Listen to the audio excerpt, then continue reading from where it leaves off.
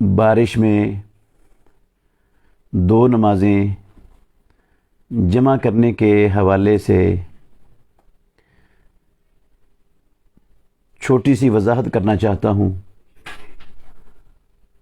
رسول مکرم صلی اللہ علیہ وسلم کی اور خلفائے راشدین کی جو بارش کی صورت میں نمازوں کے حوالے سے کیفیت ہے وہ یہ ہوتی تھی کہ مؤذن اذان میں الا صلوا فی الرحال کہہ دیتا تھا تو دو نمازیں جمع کرنے کی بجائے لوگ بارش کیچڑ اور سخت سردی کی صورت میں اپنے گھروں میں نماز پڑھ لیتے تھے۔ رسول اللہ صلی اللہ علیہ وسلم نے اپنی پوری نبوی زندگی، خلفائے راشدین نے 30 سالہ خلافت راشدہ کے دور میں ایک مرتبہ بھی بارش کی وجہ سے دو نمازیں جمع کر کے نہیں پڑھائیں۔ ایک مرتبہ رسول اللہ صلی اللہ علیہ وسلم کی زندگی میں ایک جمعے سے لے کر اگلے جمعے تک بارش ہوتی رہی تو آپ صلی اللہ علیہ وسلم نے دو نمازیں جمع کر کے نہیں پڑھائیں۔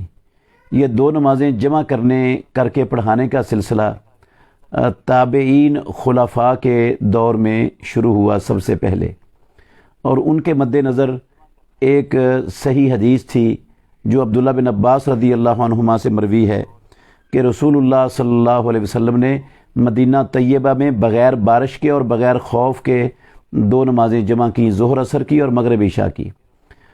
صحیح حدیث ہے بالکل۔ تو بغیر بارش اور بغیر خوف کے کا مطلب ہے کسی عذر کی وجہ سے کی تھی تاکہ امت پر حرج اور مشقت نہ پڑے اور وہ بچ جائے۔ تو تابعین خلفاء نے اس سے یہ استدلال کیا کہ جب بارش اور خوف کے علاوہ کسی اور عذر سے نمازیں جمع ہو سکتی ہیں تو بارش بھی ایک عذر ہے، لہذا اس سے بھی جمع ہو سکتی ہیں۔ اس وجہ سے انہوں نے دو نمازیں جمع کی سب سے پہلے۔ ہمارے سامنے اب دو صورتیں ہیں، ایک ہے نبی مکرم صلی اللہ علیہ وسلم کا طریقہ اور خلفائے راشدین کا، اور دوسرا ہے تابعین خلفاء کا۔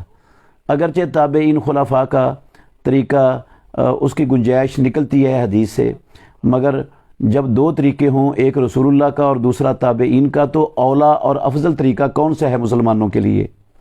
ہم ہر خطبے میں سنتے ہیں خیر الہدی ہدی محمد صلی اللہ علیہ وسلم، سب طریقوں میں سے بہتر طریقہ محمد الرسول اللہ صلی اللہ علیہ وسلم کا طریقہ ہے۔ تو تابعین سے تو یقیناً رسول اللہ صلی اللہ علیہ وسلم کا طریقہ افضل اور بہتر ہے، اور صحابہ کا خلفائے راشدین کا طریقہ بھی یقیناً افضل اور بہتر ہے۔ تو وہ چھوڑ کر تابعین کے طریقے کو اپنانا یہ مناسب معلوم نہیں ہوتا ہے، افضل طریقے کو چھوڑ کر مفضول کی طرف چلنا۔ ویسے بھی اگر اس طریقے کو اپنائیں تو رسول اللہ صلی اللہ علیہ وسلم کے اس فرامین پر تو عمل ہی نہیں ہو سکتا، گھر میں نماز پڑھنا بارش اور کیچڑ اور سخت سردی کی صورت میں، تو وہ سنت ہی ختم ہو جاتی ہے۔ تو ایک سنت کو ختم کرنے کی بجائے اللہ کے نبی کے طریقے اور اس سنت کو زندہ رکھنے کے لیے اولا اور افضل یہی ہے کہ نمازیں دو نہ جمع کی جائیں۔